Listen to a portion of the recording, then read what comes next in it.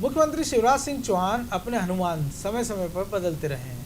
इन दिनों उनके अनुमान है रिटायर्ड आईएएस अफसर आनंद शर्मा।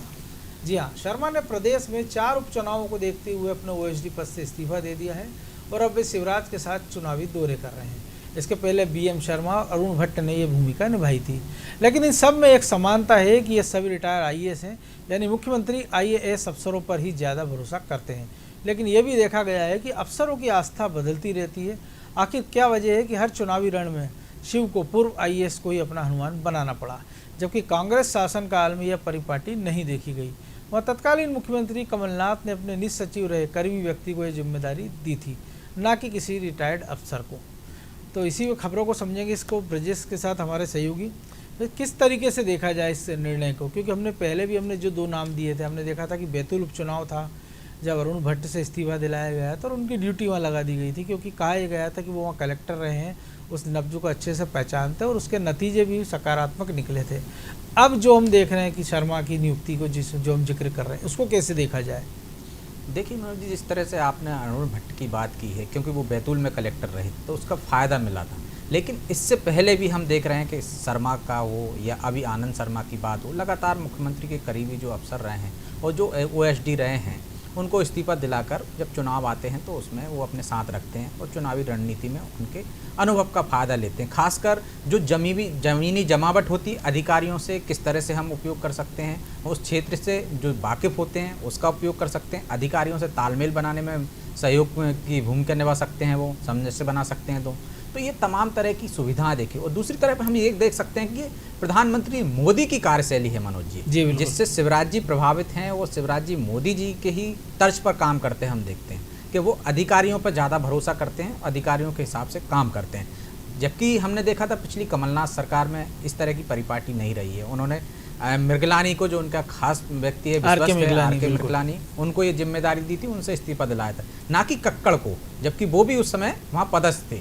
तो उन्होंने अधिकारियों पे कम भरोसा करते हैं कांग्रेस सरकार में। लेकिन मुख्यमंत्री की ये खासियत रहती है कि वो चारों तरफ से अपना फीडबैक लेते हैं। एक तो जो वो संगठन स्तर पर फीडबैक लेते हैं और एक अधिकारी को भी अपने साथ रखते हैं ताकि तालमेल बना सकें और जो सही बात उनके सामने आ सके। एक तो अधिकारी लेवल से सही बात आ जाती है सामने, दूसरी संगठन तो मजबूत है ही भाजपा का, तो वहां से उनको रखने की जरूरत नहीं पड़ती। लेकिन कांग्रेस में ऐसा नहीं है, कांग्रेस में संगठन उतना सक्षम नहीं है, तो इस कारण संगठन का व्यक्ति रखना पड़ता है, या जो उनके करीबी रहते हैं वहाँ उनकी अलग शैली रहती है। यदि उनको रखना है तो विश्वसनीय आदमी रखेंगे। लेकिन यदि भाजपा की हम बात करें या सरकार में मुख्यमंत्री हैं भाजपा की, उनकी बात करें तो संगठन स्तर पर भी विश्वस्त आदमी को यदि वो जिम्मेदारी देते तो देखते हैं भूपेंद्र सिंह के पास है और तमाम तरह की जिम्मेदारियाँ दी गई।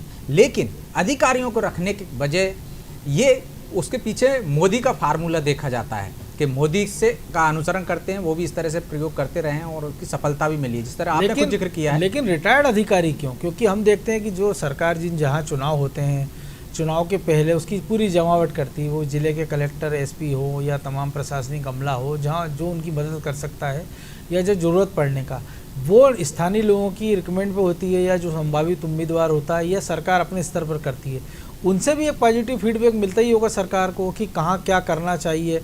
और जब आप लगातार लंबे समय से मुख्यमंत्री हैं, तब तो आपको फिर फील्ड का एक एक चीज़ का पता है, फिर आपको तो किसी अफसर की ज़रूरत ही नहीं, क्योंकि आप तो पल्स पहचानते हो। और एक ऐसा मुख्यमंत्री जो लगातार जनता के बीच घूमता है, जनता से संवाद करता है, जनता से बात करता हो।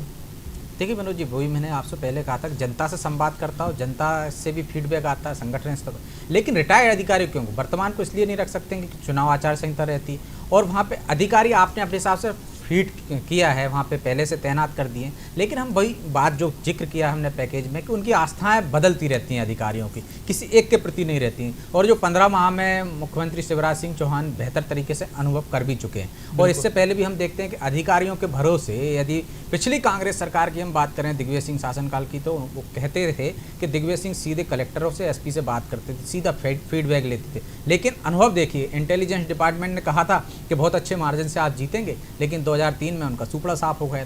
तो निश्चित तौर पर वैसा भरोसा जो मौजूदा अधिकारियों पे नहीं किया जा सकता, क्योंकि वो चुनाव आयोग की गाइडलाइन भी देखते हैं, उनका आगे का कैरियर भी रहता है कि यदि कुछ गड़बड़ी हुई तो उनके कैरियर पे दाग लग सकता है, उन पर सवाल खड़े हो सकते हैं, तो वो एक लिमिट के में ही काम कर सकते हैं। लेकिन जो रिटायर्ड अधिकारी है वो जरूर उपकृत है सरकार से, तो यदि सही बात होगी तो अधिकारियों से फीडबैक लेके वो मुख्यमंत्री को अवगत करा सकते हैं। इससे दो तरह के फायदे होते हैं। इसी वजह से शायद मुख्यमंत्री हमेशा ओएसडी को, जो रिटायर्ड अधिकारी हैं, उसको अपने साथ रखते चुनाव में, ताकि चुनाव की हर तरफ से कोई भी एक कमी ना रहे, सारी बिल्कुल। चीज़ें उनके पास आती रहें, उस हिसाब से वो सुधार कर सकें।